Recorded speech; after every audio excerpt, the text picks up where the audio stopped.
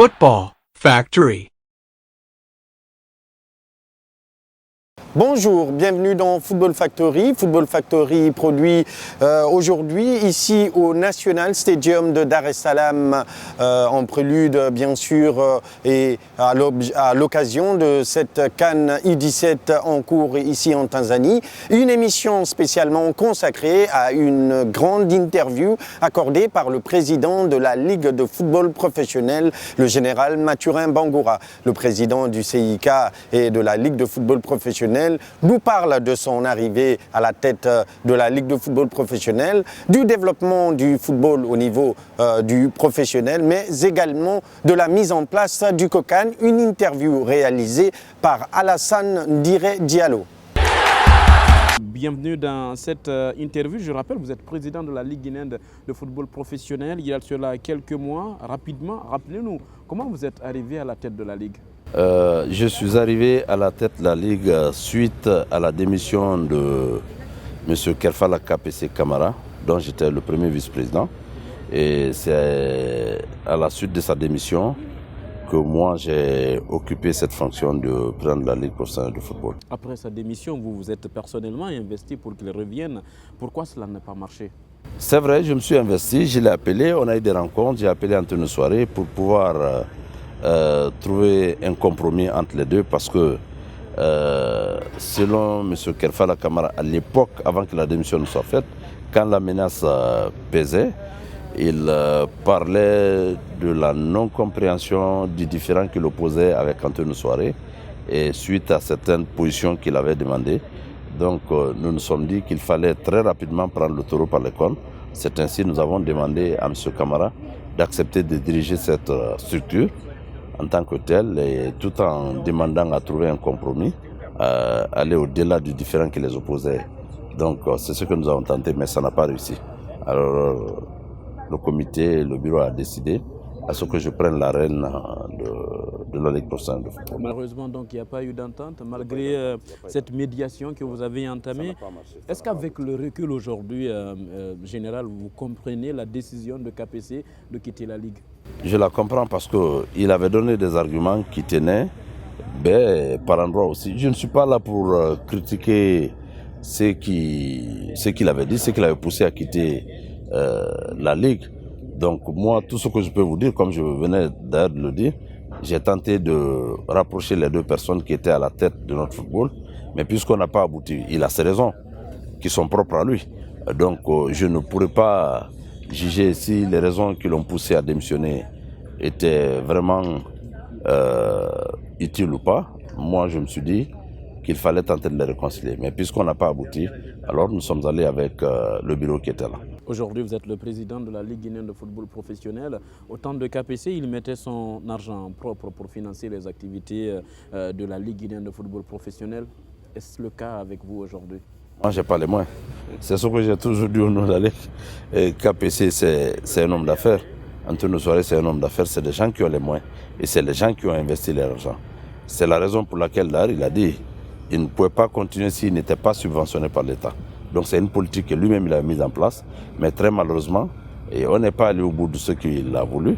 Donc lui qui injectait les moyens, moi je n'ai pas ces moyens-là pour injecter.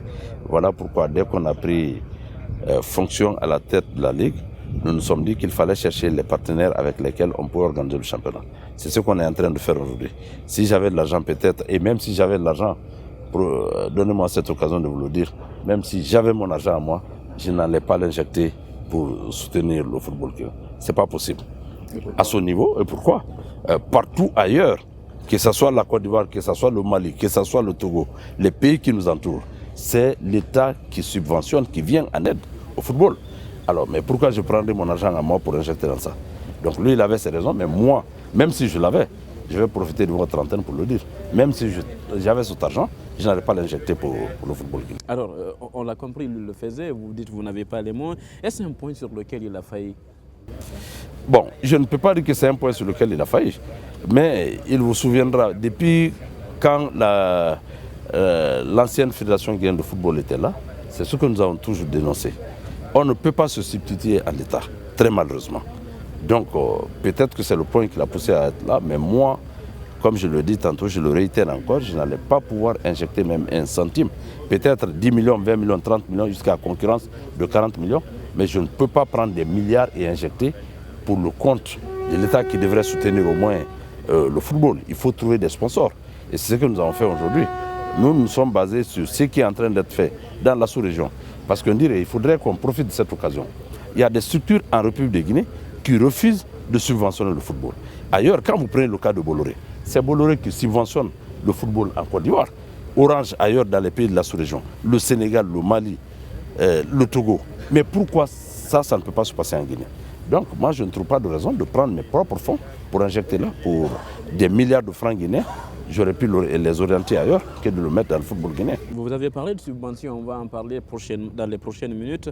Mais depuis votre arrivée à la tête de la Ligue guinéenne de football professionnel, en gros, qu'est-ce qu'on peut retenir en termes de changements majeurs que vous avez apportés depuis que vous êtes installé comme président? J'aurais pu laisser le soin à vous, journalistes sportifs, d'apprécier ce qui est en train d'être fait. Mais parler de soi-même, ce n'est pas mieux indiqué. Je ne pourrais pas dire que j'ai fait, voilà ce que j'ai fait, voilà ce que j'ai fait. C'est vous qui constatez. Vous êtes nos partenaires dans le cadre de ce football. Nous avons mis des trucs en place, mais nous laissons le soin à vous, journalistes sportifs, et aux spectateurs de voir ce qui est en train de faire, aux supporters de voir, depuis que nous sommes à la tête de la Ligue professionnelle de football, qu'est-ce qui a été fait et qu'est-ce qui reste à faire.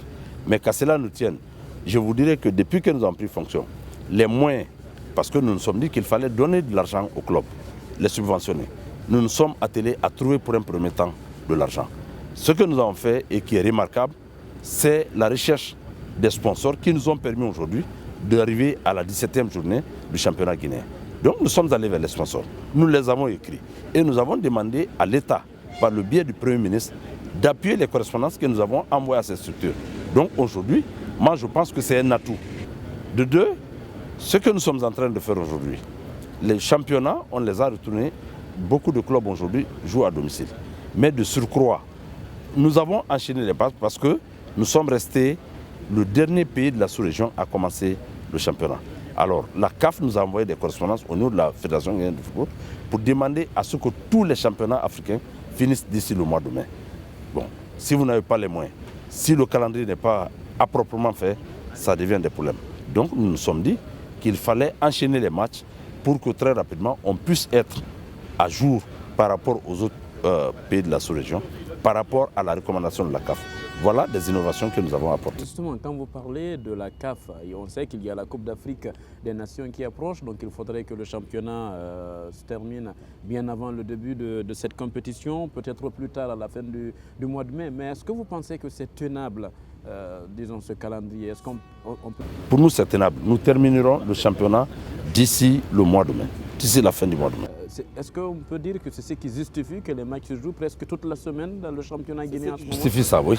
C'est parce que si on avait commencé à temps, on pouvait jouer que les week-ends. Mais nous, en plus des week-ends, nous nous sommes dit qu'il fallait se rapprocher quand même de ramener certains matchs pour que l'on soit dans le temps. Mais si on ne ramène pas les matchs, les laisser seulement en week-end, nous sommes à la 17e journée, on ne parviendra pas quand même à terminer le championnat à temps. Alors que répondez-vous à ceux qui estiment que le calendrier du championnat guinéen, on le retrouve presque toute la semaine par manque d'infrastructures sportives? C'est non seulement par manque d'infrastructures, mais c'est du fait aussi qu'on est contraint par ce calendrier, par le calendrier qui nous a été imposé par la CAF, par le biais de la Fédération guinéenne de football. Mais le problème d'infrastructure, Alassane, vous le savez, c'est ce que nous avons dénoncé à tout moment. Particulièrement moi en tant que président du club, j'ai toujours dénoncé. Il vous souviendra, l'année passée, le président d'alors, M. Kerfala KPC Camara, avait demandé à ce que toutes les équipes viennent jouer à Conakry. C'est ce qu'on avait fait. Le but recherché par lui, c'était de construire les stades à l'intérieur du pays, qu'on ait des pelouses. C'était pour permettre à nos poulains de mieux s'exprimer. Mais jouer sur les terres battues, c'était un peu difficile. Mais très malheureusement, il n'a pas été appuyé par l'État. Parce que partout dans le monde, ce n'est pas des particuliers qui construisent les infrastructures. En Afrique, c'est l'État qui construit les infrastructures sportives. Mais tel n'a pas été le cas chez nous. Donc ces deux paramètres ont poussé à la Ligue professionnelle de football de jouer les matchs en semaine et les week-ends. C'est-à-dire le manque d'infrastructures, mais aussi le retard que nous avons accusé pour le début du championnat. Les deux facteurs ont concouru à accélérer les matchs. Alors rapidement, on va évoluer dans cette interview en parlant toujours de la Ligue guinéenne de football professionnel. Depuis votre arrivée, vous avez cité quelques innovations que vous avez apportées, si on peut les appeler innovations. Dans quel domaine devez-vous encore apporter des améliorations selon vous?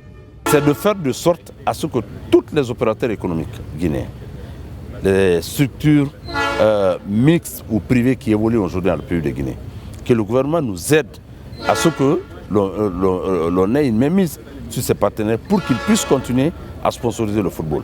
Parce que sans moyens, le football ne peut pas se jouer. Donc nous ferons de sorte à ce que l'on nous vienne en aide et qu'on parte vers les gens. Nous avons parlé des infrastructures tout de suite. Voilà le point crucial pour notre championnat guinéen. Et les joueurs qui quittent ici pour aller jouer à l'extérieur, ils ont des problèmes d'adaptation par rapport à la nature des terrains qu'ils utilisent. Parce que si vous jouez sur terre battue ici, vous quittez pour aller au Maroc, en Tunisie ou à l'extérieur, c'est-à-dire en Europe, ça va être compliqué pour vous de vous adapter si vous n'êtes pas habitué à jouer sur du gazon. Donc aujourd'hui, nous allons faire de sorte à ce qu'on demande à l'État. Dieu merci, on parle de l'organisation de la Coupe d'Afrique des Nations. L'État va faire de sorte, nous allons mettre une pression, demander à l'État de nous aider à ce qu'on ait des infrastructures, des pelouses synthétiques au niveau de nos infrastructures à l'intérieur du pays. Et ça c'est en 2025, quand vous parlez de l'organisation de la Coupe d'Afrique des Nations. Parlant du championnat guinéen ou bien de la Ligue 1 ou de la Ligue 2 et des clubs guinéens, la plupart de ces clubs vivent de la maigre subvention qui leur est accordée. Financièrement, ce sont des clubs très limités. Que faire pour remédier à ce handicap? On va profiter de votre antenne. Logiquement, dans la sous-région, on parle de subventions. Mais voilà ce qui doit se passer. N'est pas président de club qui le veut. Il faut avoir les moyens pour avoir un club. Mais si vous avez les clubs, parce que les subventions que nous payons, vous trouvez les subventions minables, mais les subventions que nous trouvons... Vous pouvez nous rappeler le montant? Ligue 1, Ligue 2 Ligue 1, Ligue 2, cette année, nous sommes allés au-delà de 100 millions pour les clubs de Ligue 1 et au-delà de 90 millions pour les clubs de Ligue 2. La saison. Oui, de la saison, oui. Mais, qu'est-ce que je vais demander aux gens? Vous parlez des clubs. Les clubs, que ce soit en Afrique ou à l'extérieur, les clubs ne vivent pas que de subventions. Les clubs, en principe, doivent faire de sorte à ce que ce soit les présidents eux-mêmes qui trouvent les sponsors pour eux. Et l'État ou la Ligue viendra en appui dans ce qui doit être fait. Mais si les clubs attendent que ce soit tous des subventions, on ne peut pas. La subvention, c'est pour venir en aide. Mais le développement du football ou des clubs reviennent de facto au président des clubs, aux structures qui sont déjà créées. Donc, nous, quand je prends l'exemple du CIK, les présidents n'ont pas les mêmes moyens. Vous ne pouvez pas comparer le président Antonio Soiré au président du club CIK. Vous ne pouvez pas comparer le président du AFIA au président du CIK. Vous ne pouvez pas comparer le président du CIK au président de l'éléphant. Voilà comment les choses se passent. Alors, il faudrait bien que les clubs s'organisent et qu'ils partent à la recherche des moyens pour les permettre quand même de jouer le championnat. L'État ou la Ligue vient en appui au moins qu'ils ont. Voilà pourquoi on parle de subventions. Alors, pour faire entrer de l'argent, il faut l'apport des sponsors, mais surtout des diffuseurs. Il n'y a pas assez de débat là-dessus. Vous en avez un aujourd'hui. Les droits du championnat sont-ils commercialisés en ce moment? Avec les maigres moyens que nous avons, ils ne sont pas commercialisés, il faut le dire. Ça, pas du tout. Pas du tout. Ça, je vous le dis à l'instant, ils ne sont pas commercialisés. On est en train de se battre pour que d'ici la saison prochaine, puisqu'on a pris le train en marche difficilement, moi qui suis là en face de vous, j'ai accepté de prendre la présidence de la Ligue professionnelle de football parce que je n'avais pas les moyens, je ne voyais pas le bout du tunnel pour que je puisse réunir les moyens. Mais aujourd'hui, avec ce qui est en train d'être fait, puisque nous avons signé avec certaines structures qui vont nous aider à trouver les moyens, je ne trouve pas de raison que ça ne soit pas lancé l'année prochaine. Et pensez-vous le faire donc prochainement? Si oui, dans quelle mesure? Bon, tout est question de moyens. Tout est question de moyens. En fonction de ce que nous aurons comme apport, on verra qu'est-ce qui va se passer.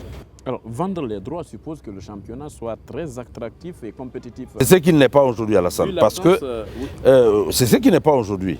Parce que vous voyez, Lauréat va jouer. Vous allez rebondir sur ma question. Oui. Je disais, vu l'absence de concurrence aujourd'hui et la domination du Lauréat, est-ce que vous pensez y arriver? Oui, je pense y arriver, pourquoi pas. Mais avant, ce que les gens ne comprennent pas, Lauréat n'était pas le club le plus huppé de la Guinée. Après les indépendances et même avec la Deuxième République, c'est d'abord quand les gens parlent de l'UAFIA, l'UAFIA était un club, mais c'est l'élite du football guinéen qui était regroupée au nom de l'UAFIA. Voilà pourquoi on a toujours parlé de l'UAFIA. Mais après l'UAFIA, quand le style national est parti, avec la Deuxième République, les clubs qui ont été mis en place, les clubs sont venus progressivement. L'ORE est resté, l'UAFIA est resté, l'ASK est resté. Mais les meilleurs clubs, à l'époque, avant Antonio Soare, c'était l'ASK. C'était l'ASK. Quand l'UAFIA est parti, le meilleur club en République de Guinée, c'était l'ASK. Avec la présidence qu'occupait à l'époque Dominique Traoré et les Sorel Sanko, c'est eux qui ont animé le championnat avec la Deuxième République. Antonio Soare est venu, ça c'est ces derniers temps, et c'est ce qui fait aujourd'hui, avec tout ce qu'il a investi, qu'on parle du Horea. Donc nous avons grand espoir qu'avec les Kerfala KPC, avec les Bouba Sampil, avec les autres présidents de club, je suis sûr et certain que nous parviendrons quand même à avoir une saine émulation au niveau du football guinéen. Alors, quel mécanisme comptez-vous mettre en avance pour avoir cette saine émulation? Bon, c'est d'encourager les gens, parce que quand on met les moyens, aujourd'hui, les gens, à tort ou à raison, parlent d'Antonio, ils en veulent, et c'est une occasion pour eux de le dire, mais à tort, c'est lui qui met les moyens. Qu'on dise qu'aujourd'hui, c'est lui qui fait ceci, c'est lui qui fait cela. L'argent qu'il est en train de mettre, moi je n'ai pas ces moyens pour acheter les joueurs, je n'ai pas ces moyens pour pouvoir payer les joueurs. Donc lui, il s'est investi. Ça a commencé quand? Aujourd'hui, ça fait 2 ans de suite qu'il se retrouve en quart de finale des compétitions africaines. C'est parce qu'il a accepté d'investir. Donc, si les autres que j'ai cités, c'est-à-dire Bouba Sampil, qui a aussi joué les compétitions africaines avec l'ASK, Kerfala KPC, qui a joué les compétitions africaines avec le AFIA, Sampou, qui a joué les compétitions africaines avec le Vakria, c'est un problème de moins. Donc, que les gens acceptent de se battre pour qu'on puisse trouver quand même de l'engouement. En Guinée, on parle souvent football, on aime prendre des exemples sur d'autres pays, mais les chiffres ne sortent pas. Est-ce qu'on peut avoir une idée sur ce que donnent les sponsors pour ce championnat cette saison? Cette saison, nous sommes allés en prévision jusqu'à 8 milliards. Parce que... oui, non pas pour les sponsors. C'est le montant que nous avons. Vraiment, ça c'est les estimations que nous avons faites. Nous sommes allés jusqu'au-delà de 8 milliards. Parce que nous avons pris le train en marche. Le championnat a commencé très tardivement par rapport aux autres pays. Et demander aux sponsors de venir au moment où le championnat, vers la fin de l'exercice de leur structure, ça va être difficile. Donc nous nous sommes dit qu'il fallait les envoyer des courriers. C'est ce que nous avons fait. Maintenant que les structures sont préparées, peut-être l'année prochaine, on ira au-delà de ce que nous avons estimé cette année. Donc ça va être difficile de dire aux gens, bon, on peut faire ceci, on peut faire cela, si ce n'est pas bien structuré. Vous n'allez pas demander à une structure comme Coca-Cola aujourd'hui de vous venir en aide en pleine année d'exercice, ça va être difficile. Ils ont des budgets de sponsoring. Mais si vous ne venez pas à temps, au moment où les budgets sont déjà utilisés, ça va être difficile. Mais puisqu'on les a écrits, nous avons grand espoir que l'année prochaine, on parviendra à quelque chose. Alors, parlons toujours de la Ligue. La Ligue a entretenu des relations, disons, difficiles avec la Fédération guinéenne de football sous l'ère KPC. Qu'en est-il aujourd'hui? Là aussi, je vous laisse le soin d'apprécier. Nous entretenons, c'est notre tutelle. Je ne trouve pas de raison qu'on ne s'entretienne pas bien avec la Fédération guinéenne de football, qui est notre tutelle. Alors, on ne va pas vous lâcher de sitôt, ce n'est pas tous les jours qu'on a la chance de vous avoir. Parlons à présent un peu du CIK, votre club. Vous êtes le président du club industriel de Kamsar. Votre club a du mal à jouer les premiers rôles dans le championnat. Il y a de cela quelques années depuis que vous avez pris les rênes de cette formation. Qu'est-ce qui ne marche pas au sein de votre club? Il y a beaucoup de paramètres qui font que le CIK ne marche pas. En tout cas, ce n'est pas le paramètre financier. C'est pour vous dire que par endroit, c'est un problème de personnes. J'ai eu la malchance d'avoir des entraîneurs. Parce que vous savez, le Guinéen aime critiquer, mais négativement. Le Guinéen n'a jamais critiqué positivement. Nous nous sommes dit qu'il fallait faire venir. Moi, j'ai fait venir la première année des exploités que j'ai fait venir, qui nous ont donné des résultats qui étaient vraiment bien. Mais la deuxième année, avec tout ce que nous avons traversé, j'ai fait venir un Guinéen qui était chinois. Chinois est venu, le CIK s'est mal classé. Donc pour moi, c'est un problème au niveau du coaching. Parce que nous les avons fait venir, mais très malheureusement, tous les entraîneurs que j'ai fait venir, des Guinéens, ne m'ont pas donné des résultats. C'est pour cette raison qu'on traîne par endroit. Mais le devoir du président du club à l'endroit du club et de ses joueurs, nous l'avons déjà Mais parce que tous les moyens ont été payés. Alors, vous avez parlé de vos premiers entraîneurs qui sont des Portugais. Ça m'amène à vous demander peut-être de nous expliquer ou bien de nous raconter comment se faisait l'échange entre l'entraîneur et les joueurs, l'entraîneur qui ne s'exprimait entre guillemets pas en français.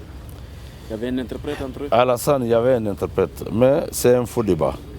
Je vous ai dit ici, vous pouvez demander les anciens, quand le meilleur entraîneur de tous les temps en République de Guinée, qui a fait du Afia, qui a fait parler du Afia, c'est Mondelvian, un Yougoslave qui ne savait pas parler français. Je ne sais pas si vous êtes informé de ça. C'est Mondelvian qui a fait de la Guinée, du Afia et de l'équipe nationale, ce que l'équipe nationale a été, ce que Afia a été. C'est quelqu'un qui ne parlait pas français. Donc nous, le Portugais qu'on a fait venir, on avait un interprète, M. Gianlo qui faisait l'interprète. Ne pensez-vous pas que l'instabilité des entraîneurs du côté du CIK n'est pas un des problèmes de votre équipe?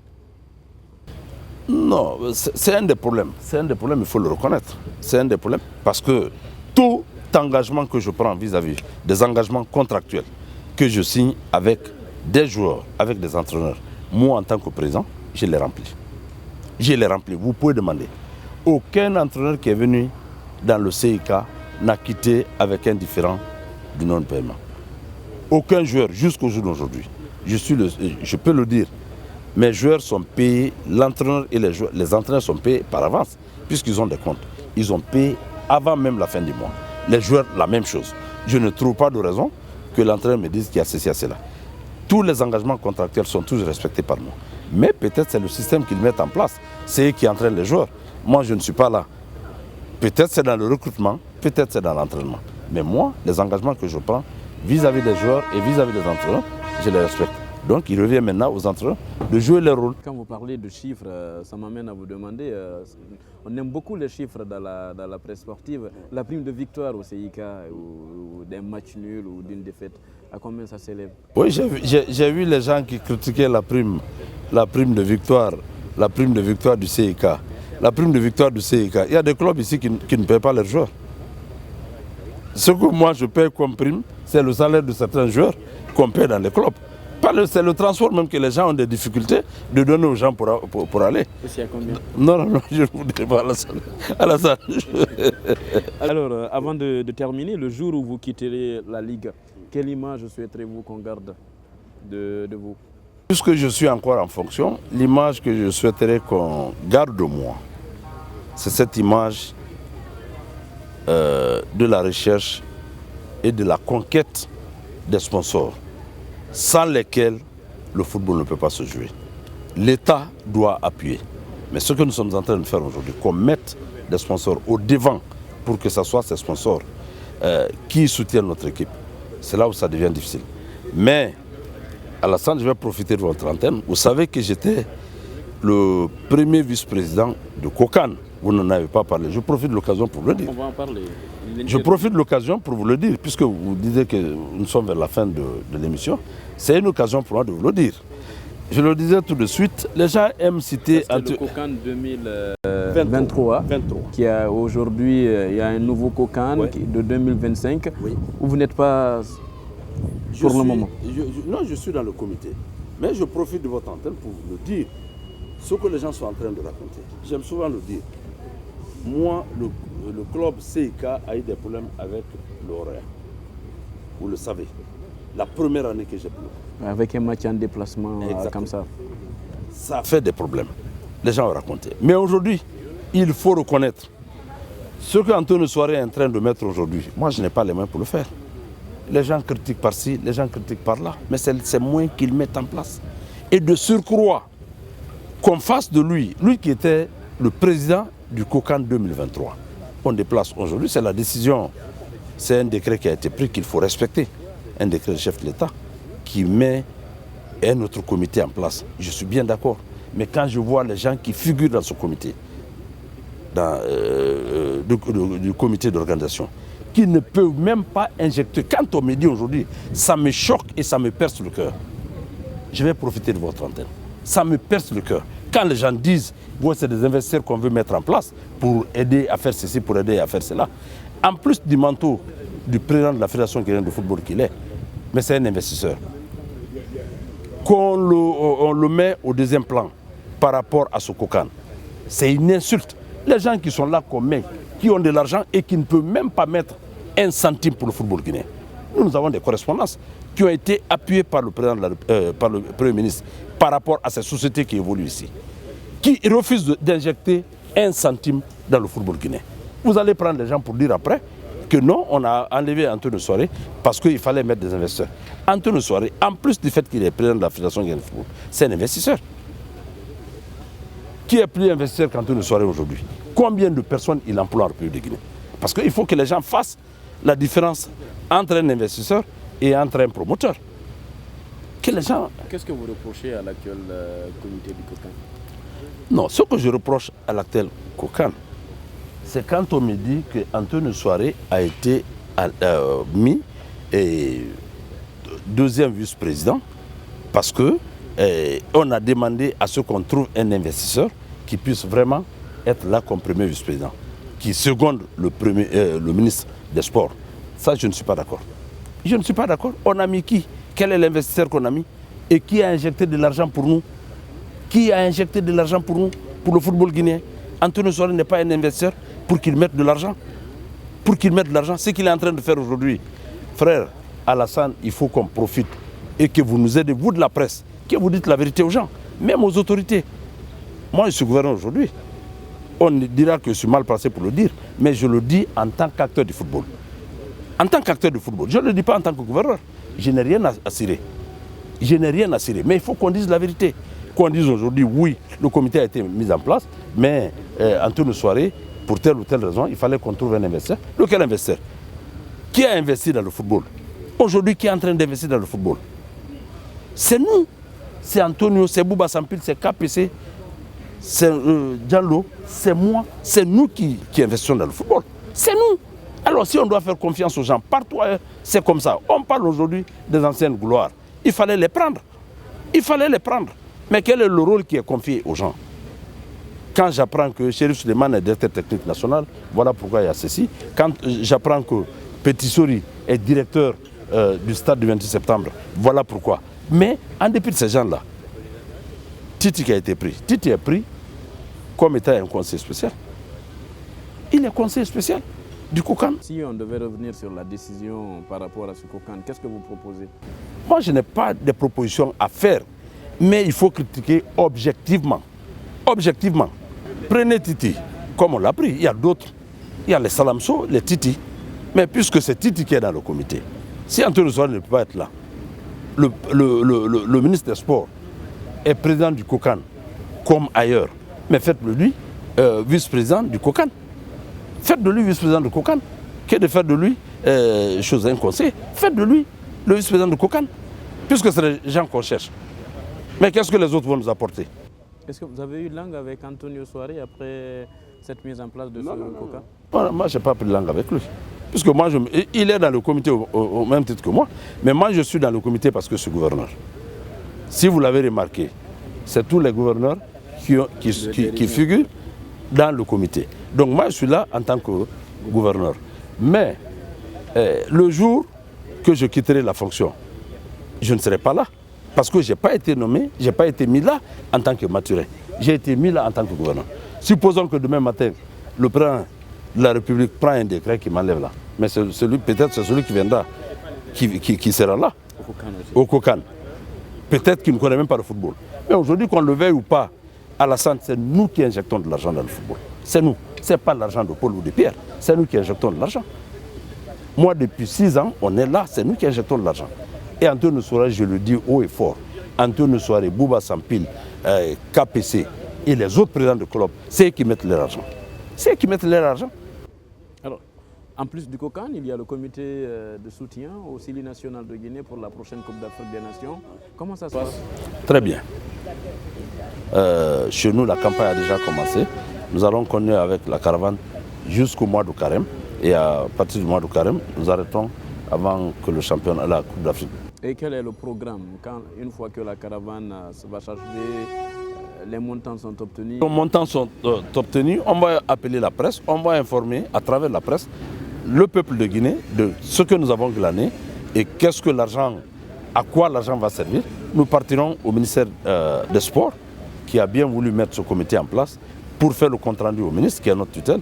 Et là, on saura qu'est-ce qui va se passer. Mais le peuple guinéen va être informé de ce qui a été déjà obtenu. Merci à vous, monsieur. Merci Alassane. Merci Alassane. On espère vous retrouver très prochainement pour parler encore des questions liées au football. Merci. C'était là l'interview du général Mathurin Bangoura, président de la Ligue de football professionnel et du CI Kamsar. En actualité de cette formation du CI Kamsar, le club a décidé de limoger son entraîneur, l'ivoirien Xavier Minougou, n'est plus entraîneur de cette formation. Et donc le CIK va poursuivre l'aventure avec un autre technicien pour la suite de cette ligue de football professionnel. Merci de nous avoir suivis et à très bientôt. N'oubliez pas de suivre nos émissions consacrées à la CAN U17 en Tanzanie, des émissions que vous pouvez retrouver sur nos médias partenaires, Espace TV et la RTG, mais également sur nos différentes plateformes, la page Facebook, le compte YouTube et les comptes Twitter et Instagram. Merci de nous avoir suivis. À très bientôt du côté de Conakry pour d'autres aventures.